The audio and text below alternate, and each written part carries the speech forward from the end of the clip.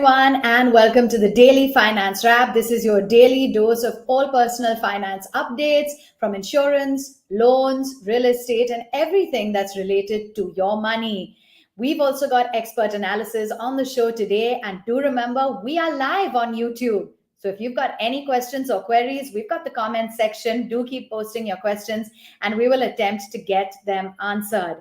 I'm your host, Avan Dabash, and hope that we equip you with all that you need to know about your personal finances.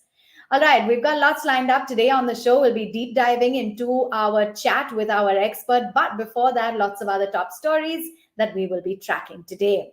And first up, the market regulator SEBI, on a circular on the 15th of October, has come out where they have raised the position limits for trading members cumulatively for client and proprietary trades in index futures and options contracts to 7,500 crore rupees, or 15% of the total open interest in the market, whichever is higher.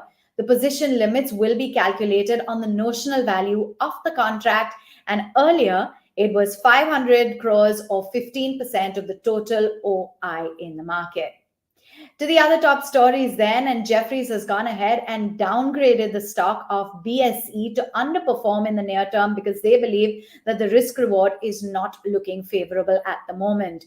They've downgraded the stock to an underperform from a hold rating, although they have upped the target price, so 3,500 rupees a piece from the earlier target price of 2,850. Remember, we have seen a recent run up in the stock price of BSE, and that's largely been fueled by expectations of market share gains. The stock has incidentally risen over 100%, more than doubling since the release of SEBI's new F&O framework. However, in trade today, the stock price of BSE sure came under pressure, cracking nearly 5%. In other news, you had the markets which came under pressure, second straight day on the trot, so the 25,000 mark was not sustained by the Nifty. You can attribute this to the fact that there has been pressure coming in from the global indices, the inflationary concerns, and even the kind of Q2 numbers that have been coming in. They've not been too encouraging, so that's been a bit of a concern for market participants. In fact, when it comes to the overall market capitalization of the listed BSE companies, that got wiped out by nearly 1 lakh crores in a single day. We held above the 25,000 mark for the Nifty very briefly, while we wrapped up a smidge below that level in trade today. And all eyes were on the mammoth IPO, that's the Hyundai Motor IPO, and the initial public offering on day 2 was subscribed 37 times.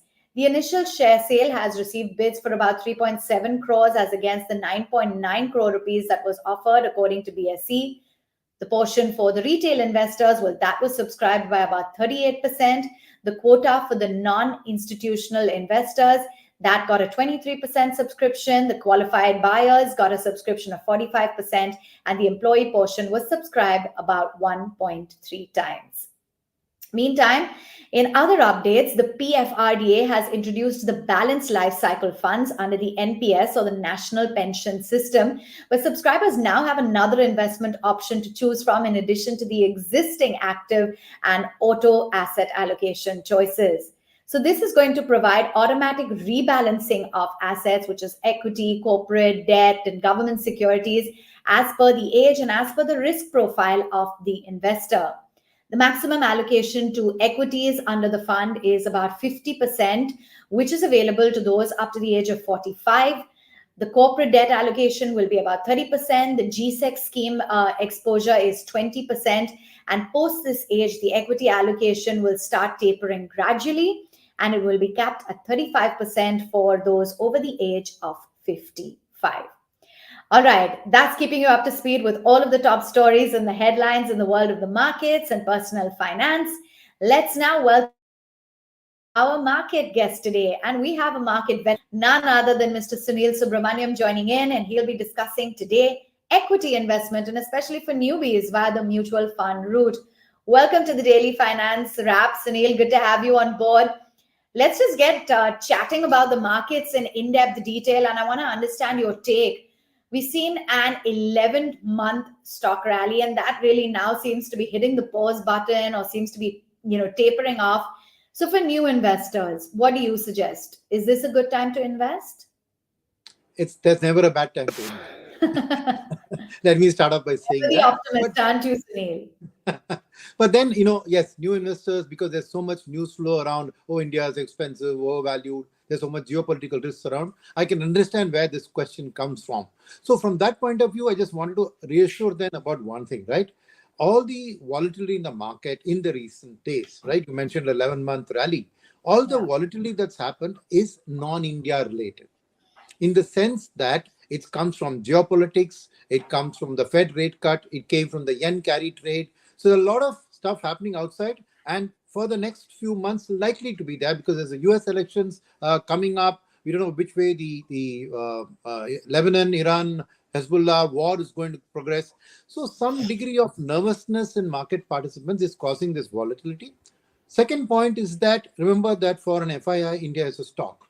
So each stock goes through a valuation, a PE ratio, and there's one for India as a stock. And China, because it's been so beaten down in terms of negative news, has dropped to all-time lows.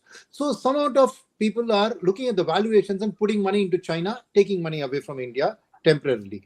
So I would say that this is actually a good opportunity for investors to enter when there is volatility, because in the long run, none of the stuff that I mentioned is going to alter the fact that India is headed for a decade of high, medium to high nominal GDP growth. So just hear the word nominal there, it's GDP plus inflation. So if we all know we are growing, it's about 7%. Inflation is hovering at around 5%, so that's 12%. But as the years come by, India's GDP will go up by another couple of percentage points, and inflation will probably remain here. So about 14-15% is a nominal GDP growth, and markets over the medium term generally reflect that in their returns. So I think that for new investors, alternatives in bank deposits are giving 8%. Tax advantages are still live with the mutual fund equity investments. So it's a good time to enter the market, provided you have a medium term time frame in your mind. Yeah, I think that's key, that you have to have a long to medium term time frame in mind if you're looking at the investment opportunity in equities. But Sunil, if we were to get into it, and I'm sure a lot of new investors have this question on their minds, what are the advantages of choosing a mutual fund over investing directly in the stock markets, especially if you're an investor? Time and again, you may get a little bit tempted. Why not just deep dive into the stock markets? XYZ made so much money, so why don't I do it myself? But there are a lot of inherent risks that come with it. So, what is the major advantage of looking at equity mutual funds instead? So I think the first thing is that remember, when you're buying a stock, you're buying a company. So when you're buying the company and its business, that company's survival growth is dependent on other competitor companies in that frame, right? So over a period of time, right, a lay investor has no idea, is this company going to be the winner? Take the telecom sector. Half a dozen years ago, you had so many players in India. There was Reliance Jio, there was Bharti Airtel, Vodafone, and then you had Aircels and a whole bunch of other players. Now, if you had tried to buy one of those stocks, would you be able to predict which was going to be the winner and then get out of the stock before the market came to realize that it was a loser? No way. So a mutual fund, what happens? They have research on their end. That's the first advantage, is that they get to knowledge well before the lay investor. They study the future. They get international knowledge to know how this is going to happen. But more importantly, a mutual fund also never puts all his eggs in one basket. He diversifies. So to the extent that from a stock portfolio, you would find it very hard to diversify across the Nifty 500 companies. How many will you choose? Which sectors will you choose? But that's where the mutual fund manager, because of his experience and his training, combination of expertise and diversification. Expertise helps you pick the winner. Diversification helps you protect yourself from picking a loser, right? Because if you put all your eggs in that terms, be a loser, you'll lose money. So I think these are the two clear reasons why individual stock investing will always be inferior to a mutual fund investment. People who trade in F&O, the stock market, they are gamblers. Let's leave them out of the picture. Yeah, absolutely. Gamblers. And that is the last thing you want to be in a market, especially with all of the risk that is associated with it. But just curious to get in your take as well, Sunil, when it comes to overall looking at equity mutual funds, a novice investor, what would be your advice to them to assess the risk tolerance before investing in equities? So I would say if you go to an advisor, he'll always have a model where he'll be able to judge it perfectly for you. But even otherwise, a small look at your life, right? I'm just saying that we face failures at every moment in our life, in our normal situations, right? How do you handle that failure? If you get very worried and it kind of freezes you from taking the next action in your life, then your risk tolerance is very low. The smallest things tend to affect you mentally. Whereas if you're a guy who looks at this failure as a stepping stone and says, okay, that happened, I learned from it, move forward, then it means that you have the goal in mind and you're willing to absorb these small failures to go to success. Stock market is very similar. Nobody gets everything right all the time. There will be times when volatility makes you to lose money in the stock market temporarily. Do you have the strength of mind to stick through that period and once go past it, then ultimately the nation's growth will come into your portfolio. So I think that the key there is to assess how you are as an individual. But if you want a more professional way, just go to a registered investment advisor or a distributor, and they'll be able to do your risk tolerance for you. But this simple thumb rule, I think, serves you very well. Okay, fair enough. I think that's a thumb rule that people need to really take cognizance of. Now, we continually hear of active and passive mutual funds. And Sunil, for a newbie investor, what is going to be the preferred route of investment? And if you can just elaborate a little bit more as well as to what active versus passive funds Yeah. are. So there's a lot of indices in the market. There's a Sensex, there's a Nifty, there's a Nifty 500, and then you have various sectoral indices. When a fund just copies an index, it's an index fund, or you have an ETF which buys the same stocks in the index. That's called passive because no human brain or fund manager's intelligence or anything is coming to apply itself to selecting the stock. Whatever comes into the index, and the index is formed by rules. There are market capitalization, free float, various rules which the index provider has, and they create the index. Now, what the index means is that you're buying the market, which means, but over a period of time, the constituents of index can change, but your portfolio will automatically change with that. So if as an investor, you just want to be in the stock market for an inflation beating return, a passive investment will serve you well, right? Now, what's the difference between passive and an active fund manager? While he has the index as his benchmark, can buy more or less of the stock in its weightage. He can buy a stock outside of the index, right? Now, for that, he charges a fee. So the first thing is that active funds are a little more expensive than passive funds. So when a new NB looks at, oh, he says this cost is more, but that cost is generally half to 75 basis points more, whereas you're talking of a base of return of 12 to 15%. So as you can see, as a percentage of your return, that cost differential is not great. But even so, even then it worries you, then why should you choose active? The reason I'm saying you should choose active in your thing is because if you want to get better returns than just the market, then there's a whole bunch of fund manager and professionals who've been through courses, who've done their CFA, MBAs, who are studying the market, bringing their knowledge and intelligence to bear, number one. Number two is the scope of diversification. So you take many of the indices, even the Nifty, for example, has a 35% concentration in the banking sector. So as a passive investor, you tend to get a higher concentration in the sector, whereas a fund manager would balance it out. And that's where diversification comes into play. So again, coming back to very similar answer to the first one, expertise plus diversification of an active mutual fund, according to me, more than compensates the cost of that. And so if you are really looking to take advantage of the stock market to build your future wealth, I would say that active funds are the way to go. There's another reason for that, which I will also tell you, is that you're a novice. Yeah, you're a newbie. You don't know anything about the market. But if you put it in the index constantly going to change. You're not going to end up learning anything. But if you go into an active mutual fund, you can actually get the portfolios every month. The fund managers do calls every month. You can understand why he bought and sold a stock, how did he change, and your knowledge as an informant. So if you want to become an intelligent and smart investor, active funds will help you along that process. Okay, so active, mutual funds it is, and Sunil has really elaborated as to why that should be the preferred option, especially if you're a new investor. Now, I'm sure investors across the board make some classic mistakes. So, you have been in the market for so long, Sunil, and I'm sure you've identified them. So, when investing in equity mutual funds, what are some of the common mistakes that investors made, and more importantly, how can they avoid them? So I think the first and basic mistake that happens is that you blindly choose past performance as your filter to choose a fund. Now, it's not that a fund which delivered good past performance will not deliver in the future. The problem is that combined with that past performance, you tend to go for the highest return fund, right? So when does the fund give a highest return? Typically, this happens when there are cycles in play.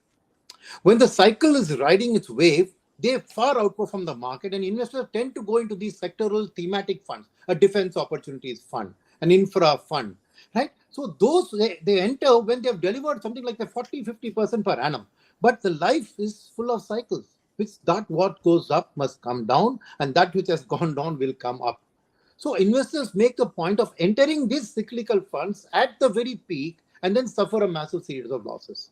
So what is the best way? The second is, even in normal diversified funds, there are times when the market goes up and market goes down, right? So the best way to manage this is if you can access, and it's available in various sites, something called as a rolling returns analysis. A rolling returns analysis, which puts your money in every day in the market and see how the fund has performed over a period of time, will tell you how well did the fund do when the markets were roaring and how well did it protect you when the markets were bad.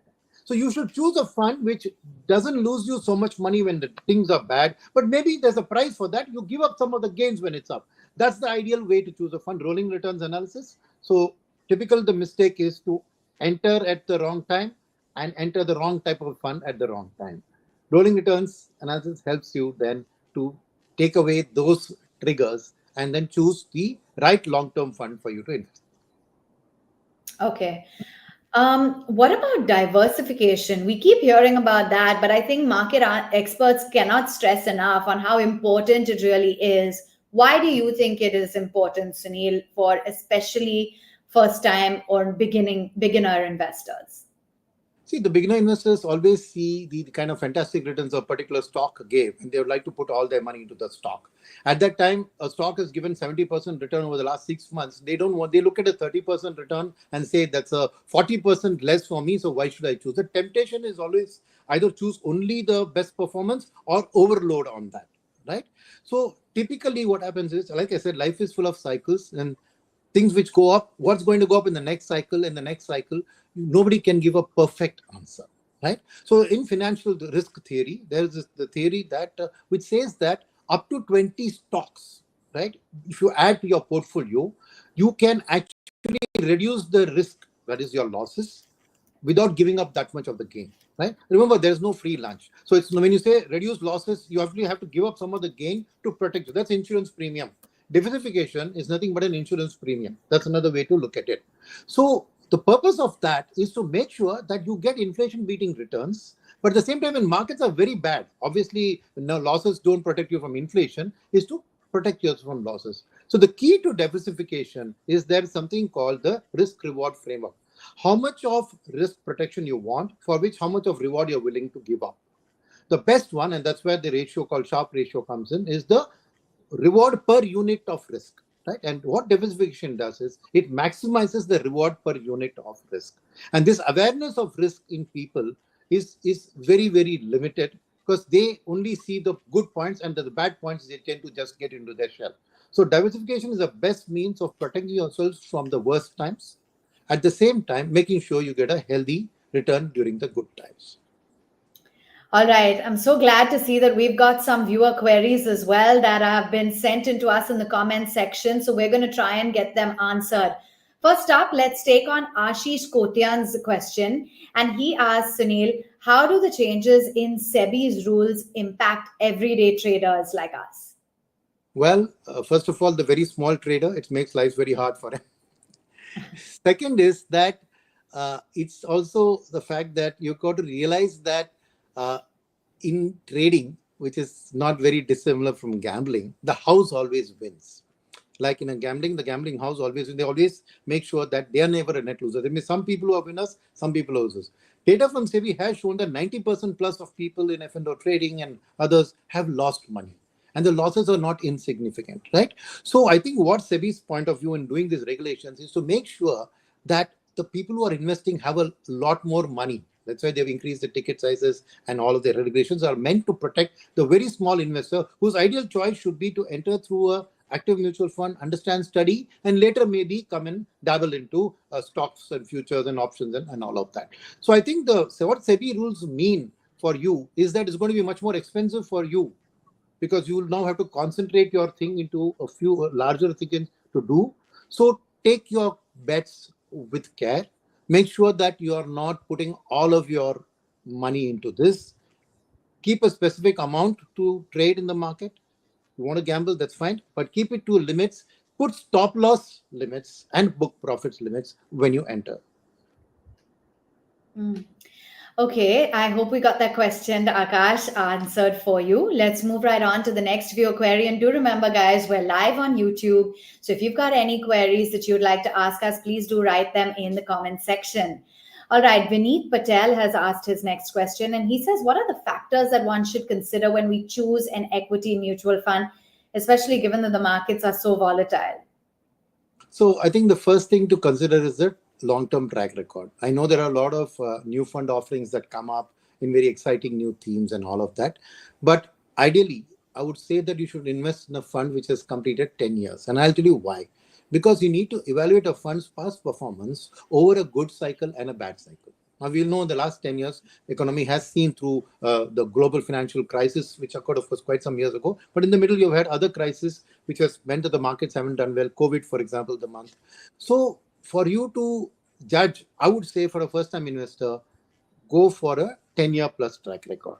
Second is, look at that funds. Don't look at the point-to-point returns.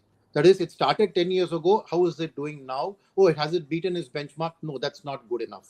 You got to say that take the calendar year returns of the index, take the calendar year returns of the fund. When the index has done badly, how much badly worse it has done? Has it lost more money than the index? And when the index did very well, has it made more money?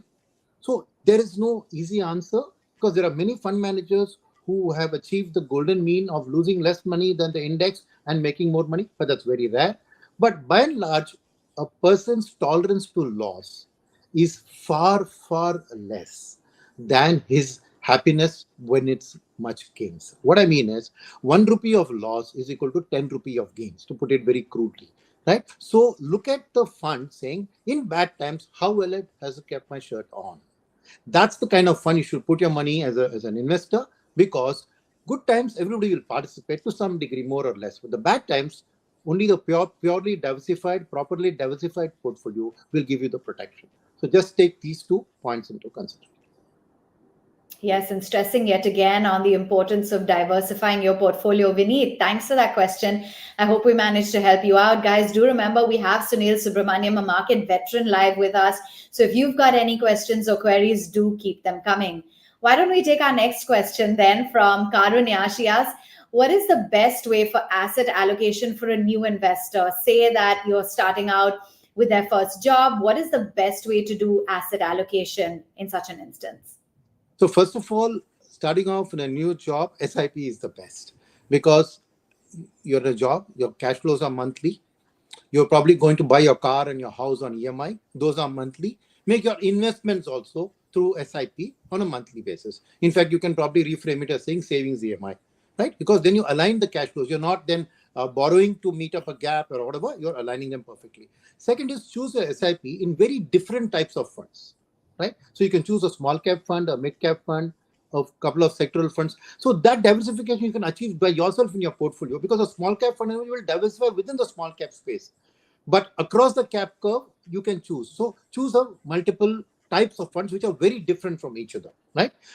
If you don't want to go through all of that trouble, there are funds which dabble, or I may say put their money into all the 3 cap curves. For example, there is flexi cap, there's multi cap, there's large and mid cap. If you don't want to take the trouble of choosing a larger basket of funds which are very different from each other, choose a multi-cap, flexi-cap, large and mid-cap, maybe 2 funds in each category, keep 6 funds in all.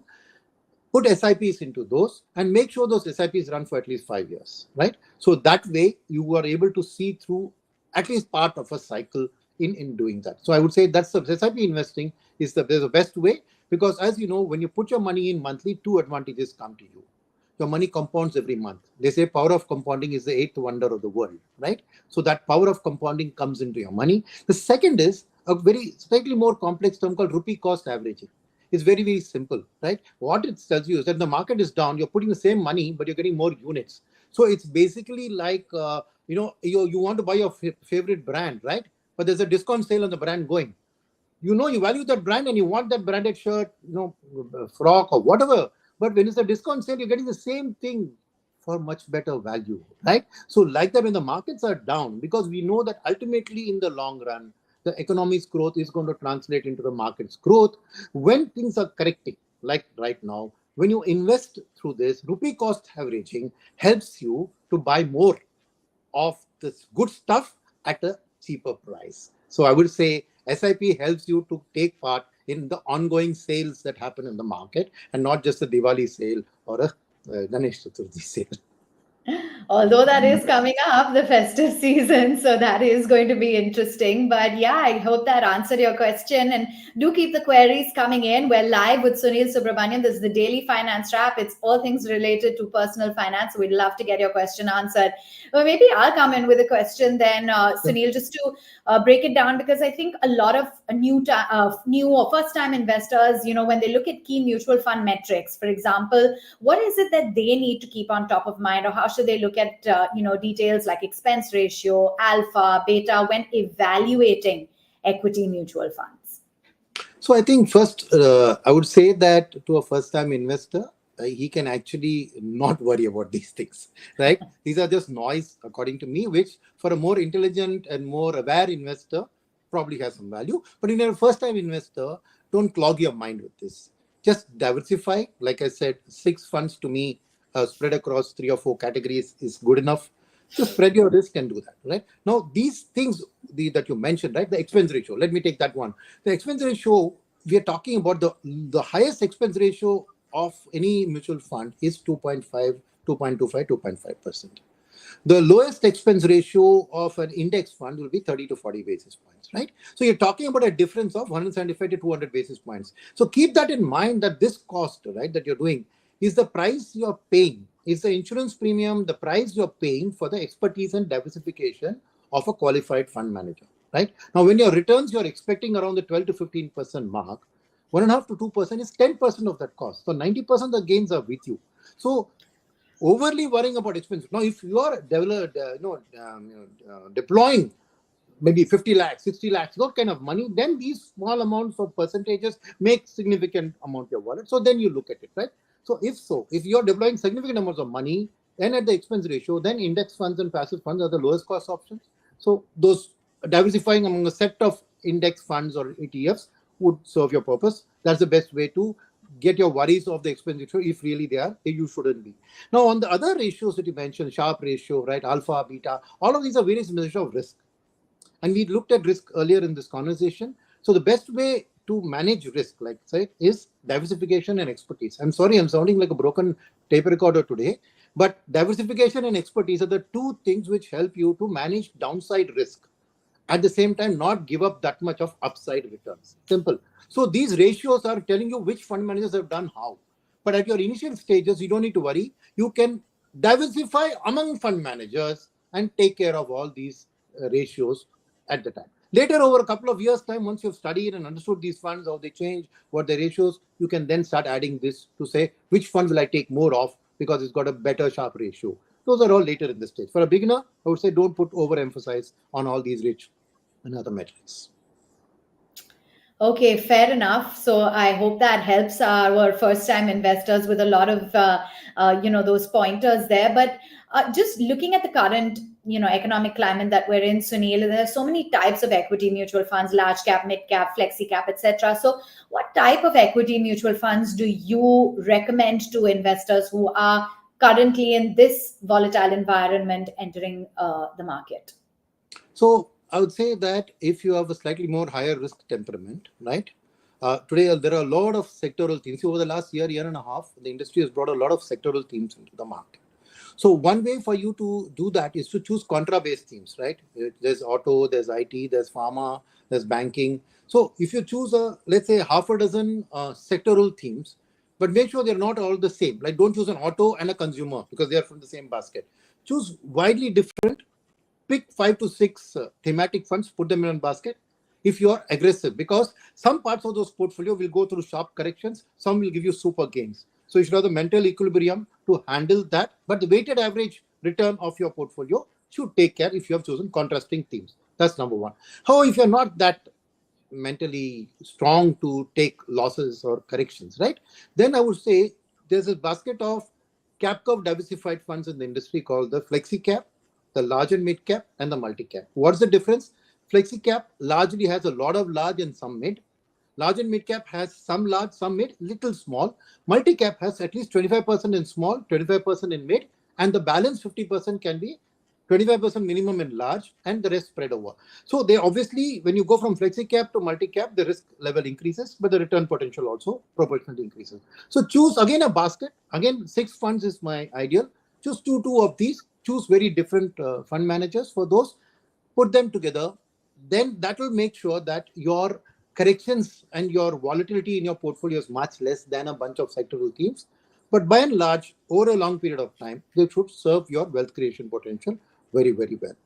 If you are very conservative in your philosophy, right, very, very risk averse, then there is hybrid funds. What they do, they blend debt into equity. So you have balance advantage funds, you have multi-asset funds where they add gold or other commodities to it.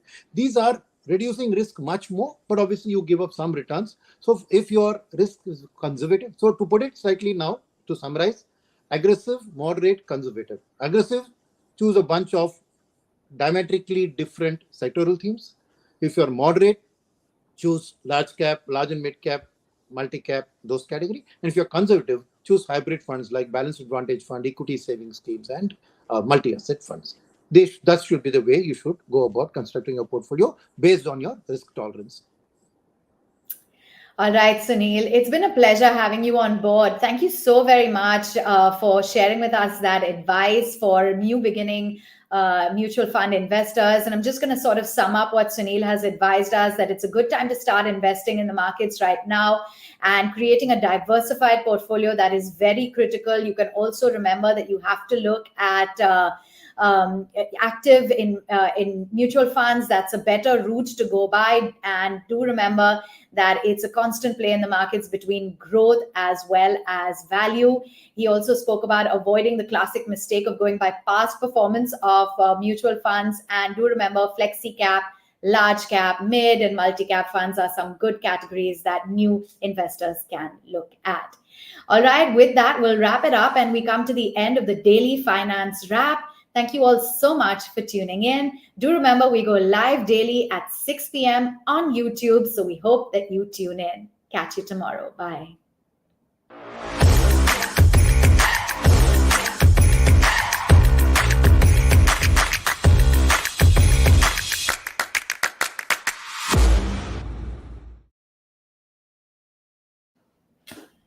It's done. Oh God, no, this is too stressful.